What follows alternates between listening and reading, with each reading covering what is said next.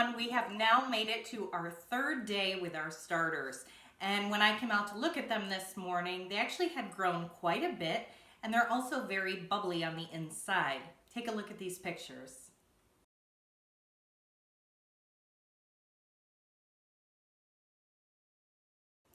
As promised, by the third day, you actually can see quite a bit of activity, bubbling, and it starts to have a very nice sort of fruity aroma. It smells a little sour, a little tangy, but not overly unpleasant. It is now time to begin feeding your starter 2 times a day. Yes, it's like a pet, but we all have a lot of time at home right now, so why not give it a try?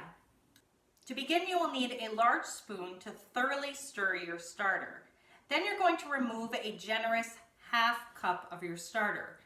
With the rest that remains in your jar, you're going to either discard it, give it to a friend for their starter, or you can start to use it in recipes.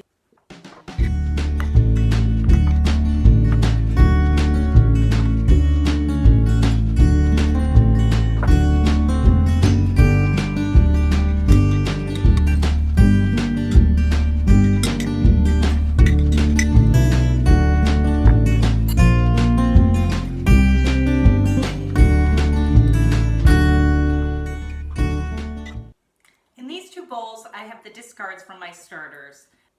Now it's time to feed the remaining half cup of starter that's in my jar. And just like on days 1 and 2, we're going to feed it with a scant 1 cup of flour and a half cup of water. In this case, both of them weigh 4 ounces if you have a scale. I have fed the yeast in both of my jars, covered them up, and I'm going to place them in a warm place for the next 12 hours. Now that our yeast are multiplying in the jars, they're going to go through the flour that we're feeding them a lot faster. So instead of every 24 hours, we're going to start feeding them every 12 hours.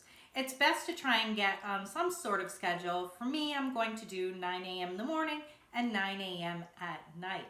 It does not have to be exact, but you should try to stick to a fairly close schedule.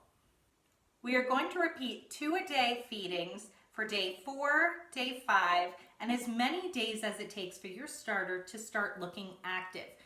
When you're feeding it on any subsequent days, you're going to follow the same procedure that I showed you today. If your starter is in cool surroundings, you may find that it will take almost 2 weeks to get really active. When it starts to show a different type of bubbling, that's when you know that your starter is almost ready to use.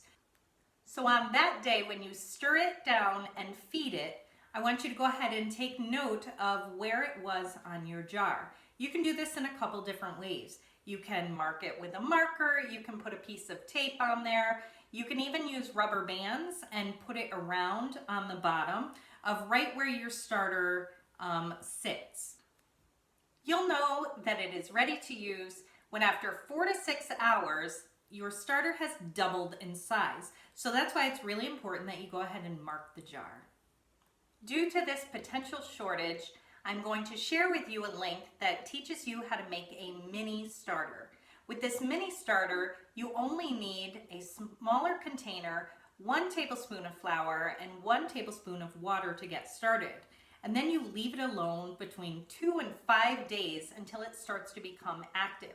And at that point, you'll start to feed it, but again, only about a tablespoon at a time.